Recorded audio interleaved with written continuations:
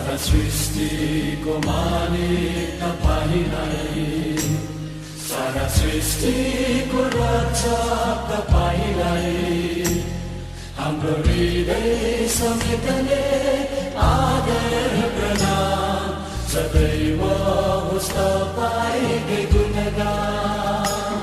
सारा सृष्टिको मालिक तपाईलाई, सारा सृष्टिको रक्षक